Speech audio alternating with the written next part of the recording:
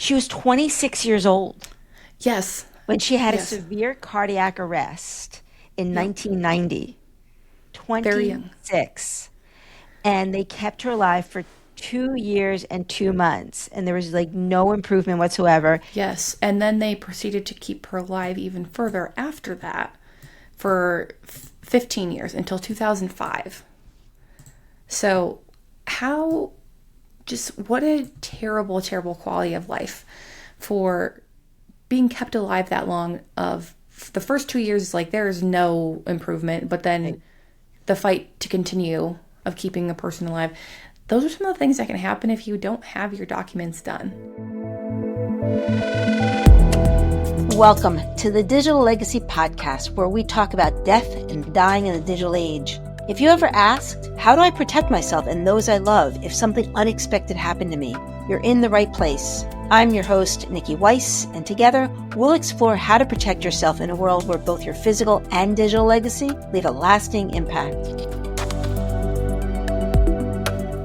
And welcome back to another episode of the Digital Legacy Podcast, where we talk about death and dying in the digital age. My guest today, Bri Conn.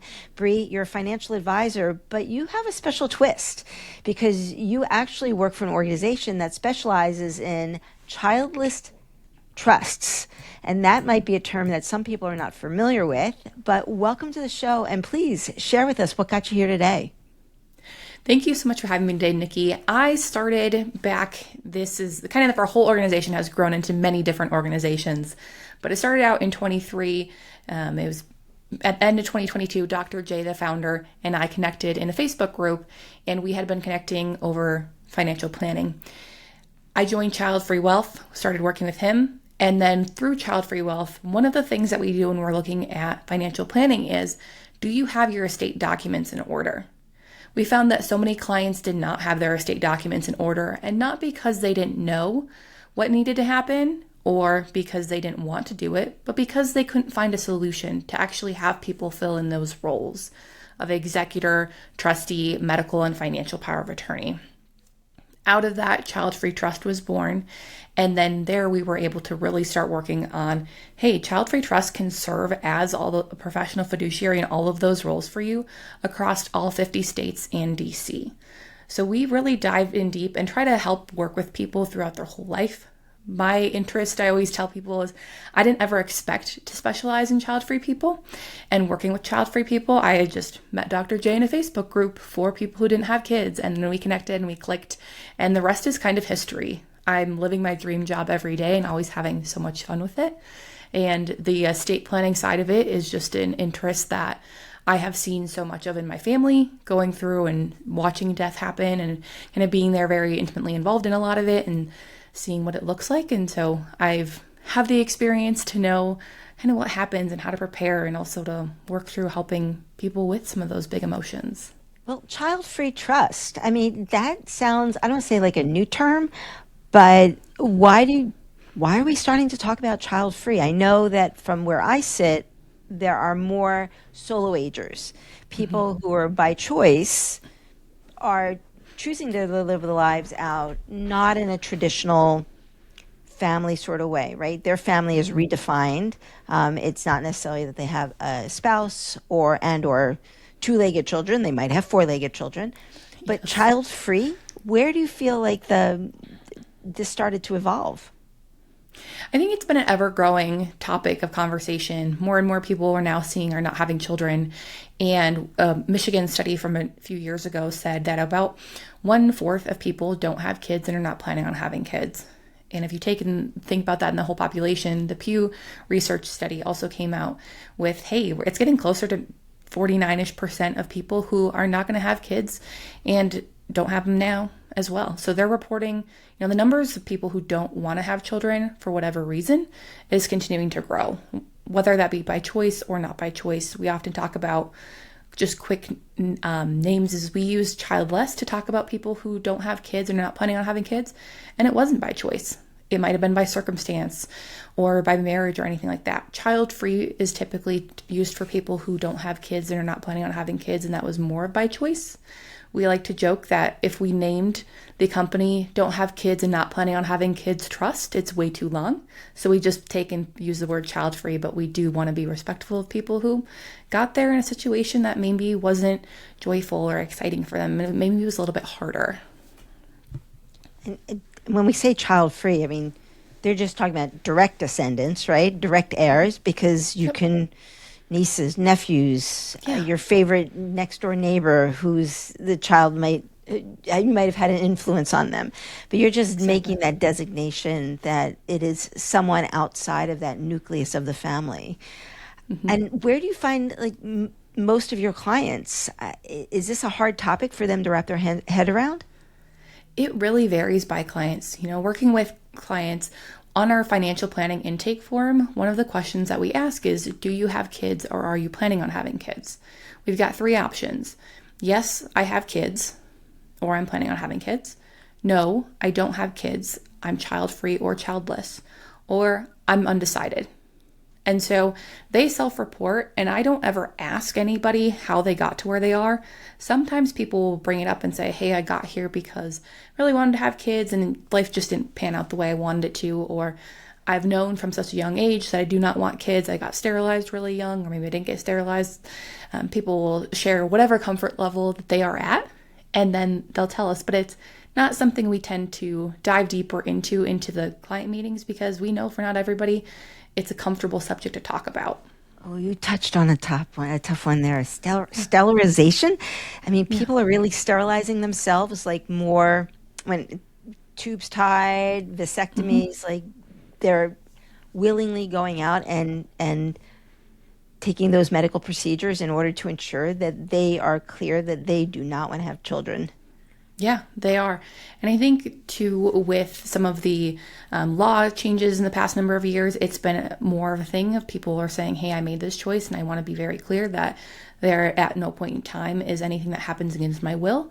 So I'm going to take it upon myself to go get a vasectomy or get my tubes removed or tied or something like that, and taking more of those permanent measures. That's a personal conversation. People are ready to jump in when they meet you. Hi, Some do. you know. Yeah, it really varies. It's always so fun to hear, because there are some people who will just come right out and tell you, and then other people, they never bring any of it up. It's just we work together. It doesn't really, I guess, that part it doesn't impact. Every once in a while, people will ask about, hey, can we talk about the insurance because I'm looking at doing this? But yeah, people are quite open in small one-on-one conversations about it at times. Is this a sign of the times? I mean, is this something that people talked about 10, 20 years ago?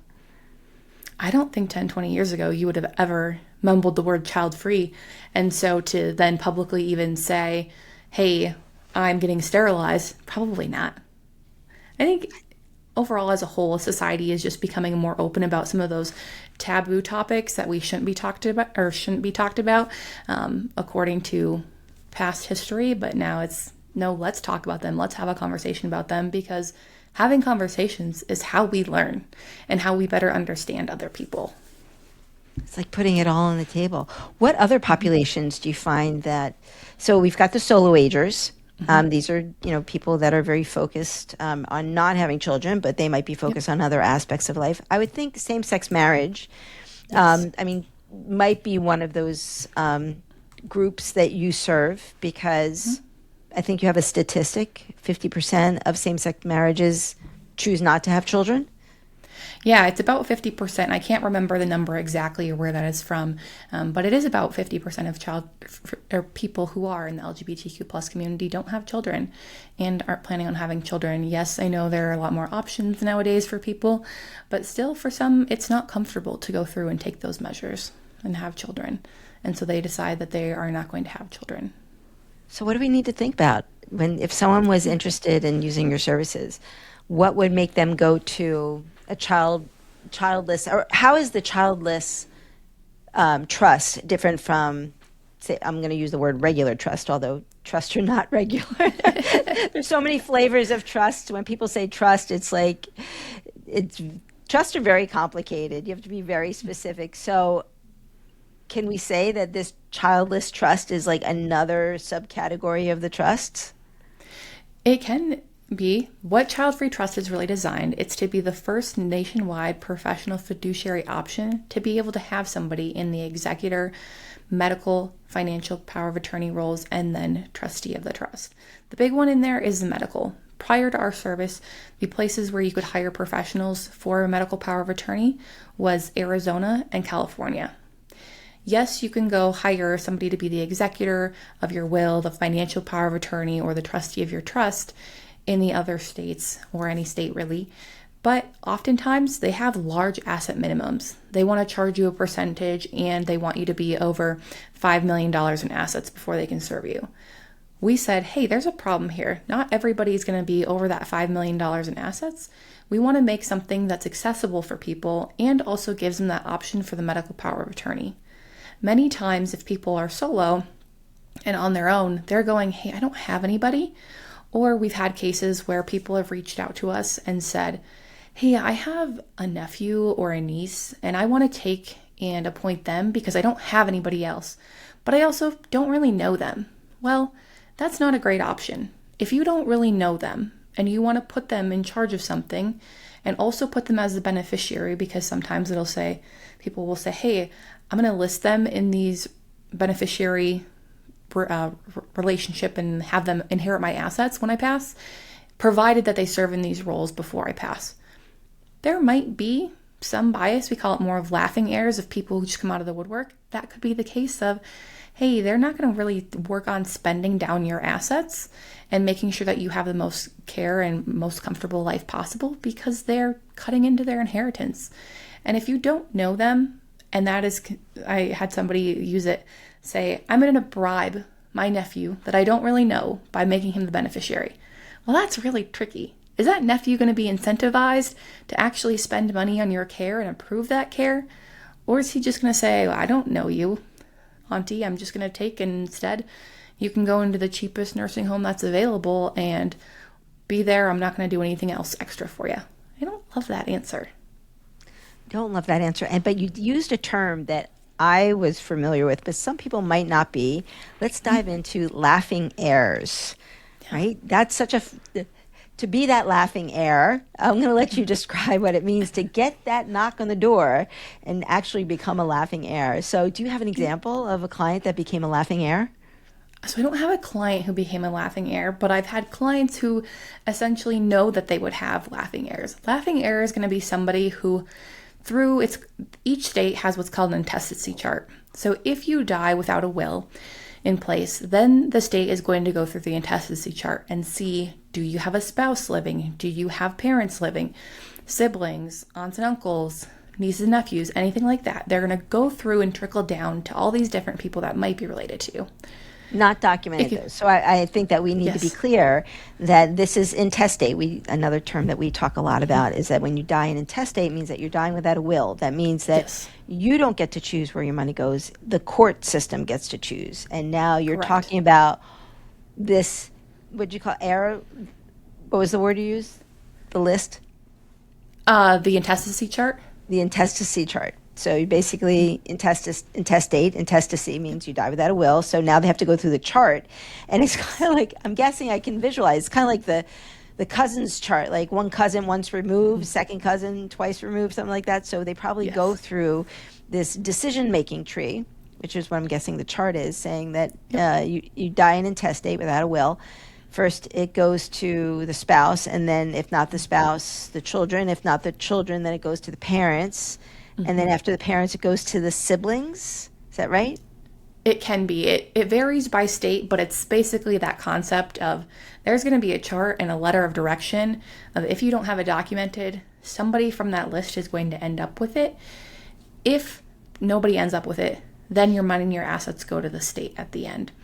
But you could have a distant niece or nephew on there, and you might not have any relationship with them, like the person that I was talking about who's considering essentially bribing quotes, their nephew to serve in those roles, or you might not have a good relationship. I've had people come to me and say, I really do not want this particular person in my family to inherit anything.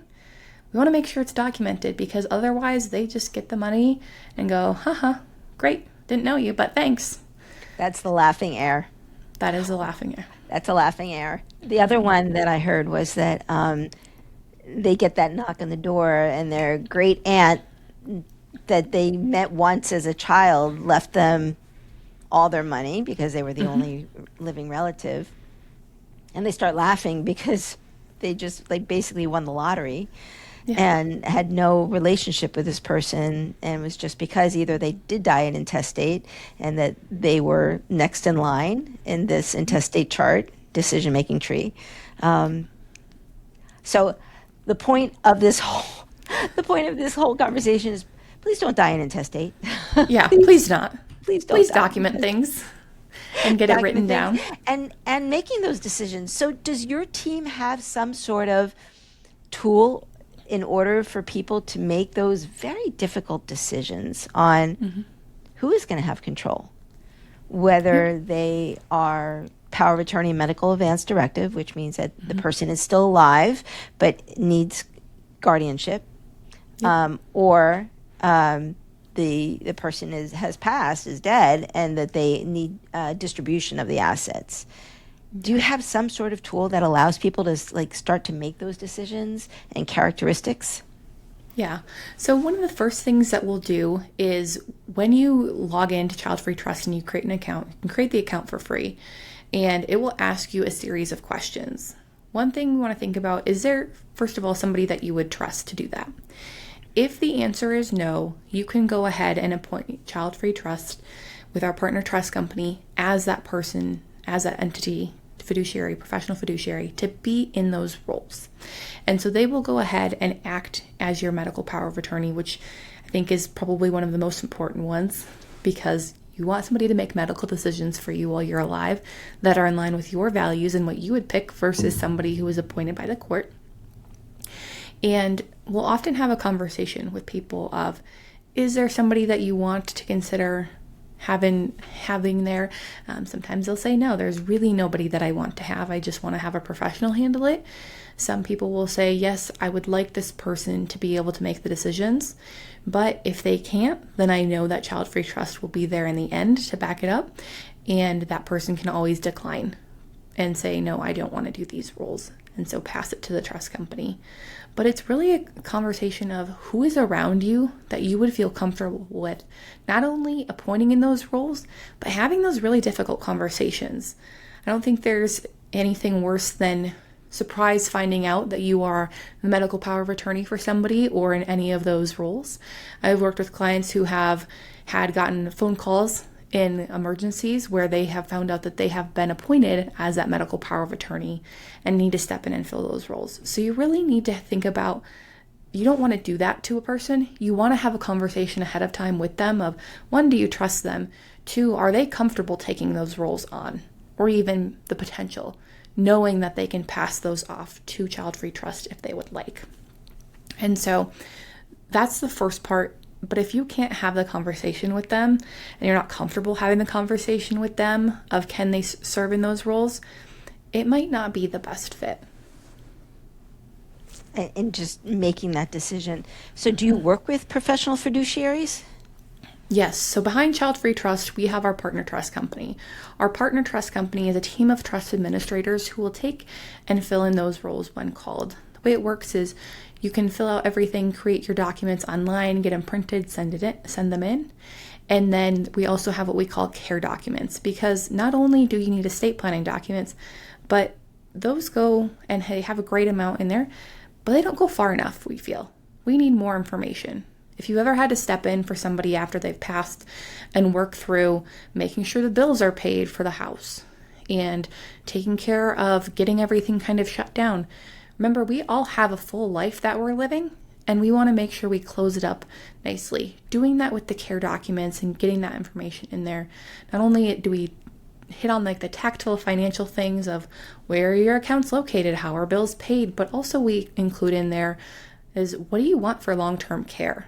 What are your preferences? We encourage people to go and look through and say, hey, this is what long-term care means to me, or I have prepaid already for long-term care in different places. You can take and upload copies of those contracts or say, hey, I've put my name down on the waiting list here. And you can also describe what there is important to you. Some people have pets. We found about 20, or in 2025, we found that about 75% of child-free people that we surveyed have pets. And so for some people, being able to have their pet in the long-term care facility is really important. They can document wishes like that. But it's really taking and writing down your life.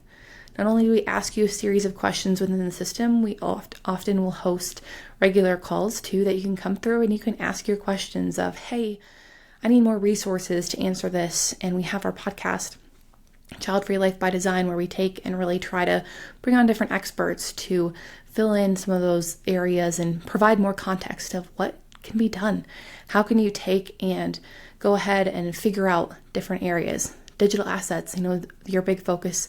In fact, I sent your name to somebody here a couple days ago on Monday of, hey, go look at Niki's stuff. And when we're talking about digital assets, read through some of it and see what really fits, because those things all need cleaned up as well, too, when you're gone or you're no longer able to make any decisions. Why, you and I are in the same space of why people, don't have a plan. Where is it coming in that there is such a hesitancy to talk and plan about this stuff? I wish we could do a survey and be like, I don't want to do this because, procrastination or overwhelm or complexity. But yet it's like one of those adulting things that we all need to do in order to protect ourselves, because otherwise, like we've been saying, the courts will make that decision. Oh, by the way, your estate is going to pay for those court fees. Yeah. And we can't emphasize it enough, but do you have a story where, like, we were talking about the Terry Schiavo case. So I'm going to let you kind of jump in, because I don't know how old you are. The Terry Schiavo case was 30 years ago? Close. Yep. Yeah. And the fact that you're still able referencing it. So this must be such a prominent case for legal professionals to review and what not to do. So share with the audience what you know about the Terry Schiavo case and why it's such an important case study for people to understand. So the Terry Schiavo case was a case of a woman named Terry Schiavo, and she was married. She had gone into, ended up being a vegetative state for a number of years. And there was an accident. I forgot what it was.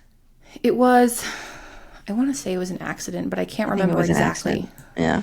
That caused it. Now both of us are chewing on that one. Go ahead. Yes. She was pretty young. And when she went into this vegetative state, she did not have any sort of documented estate paperwork. And so for a number of years, her husband and then her parents and family were in these legislative battles and court battles, really, of what's going to happen to her.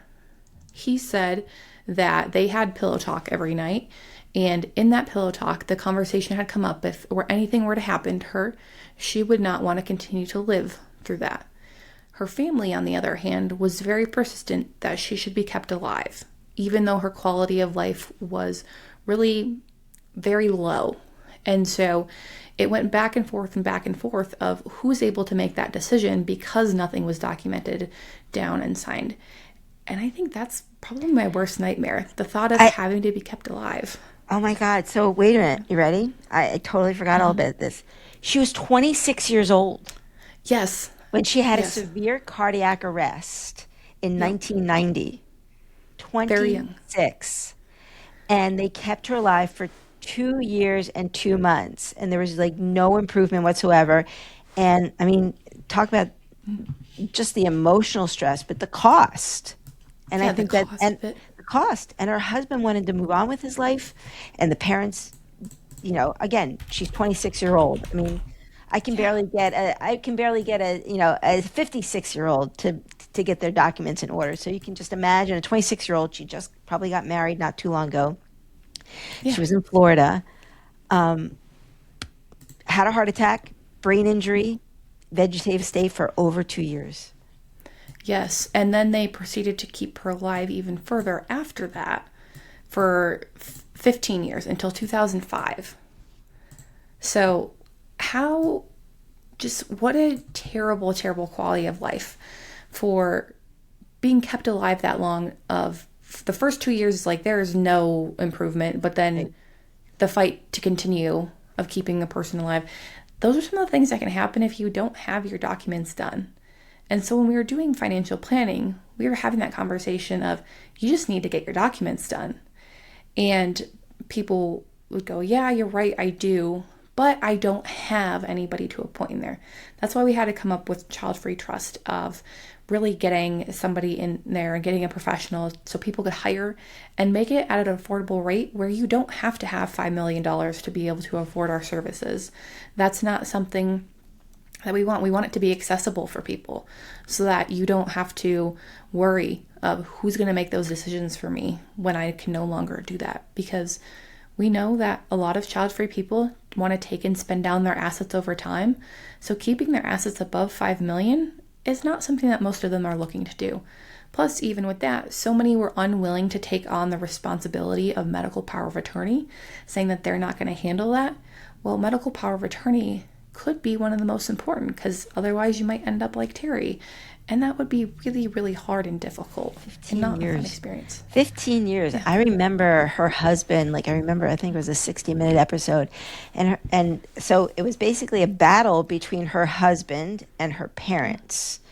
And you're going to have to refresh my memory. Why her husband? I'll have to look. Why her husband? Because she didn't have the paperwork in place? I guess because she didn't have the paper, but she was married. Okay. Yes.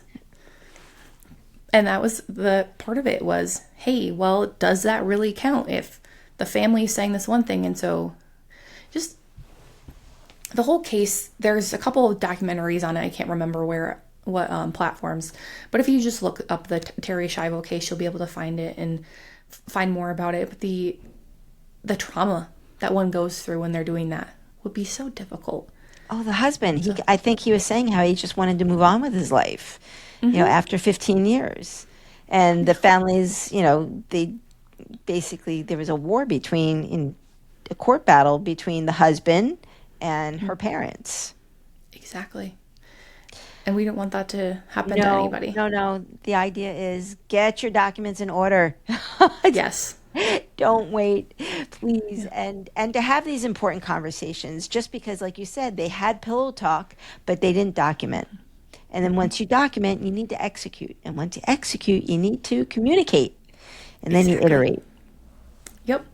All of those things, making sure people have the documents, they know where to find them too. Dr. J, our founder, often talks about his time as a paramedic and knowing that people did have documents in place, but also the people who were there said, I can't find the documents right now. And if that happens, and he very distinctly shares a story quite often of having to do CPR on a person, and the family was saying, no, CPR should not be done.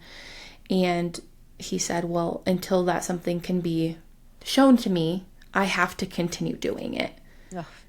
And what a terrible position. CPR on an 80-year-old is not a good experience. CPR is traumatic for anybody.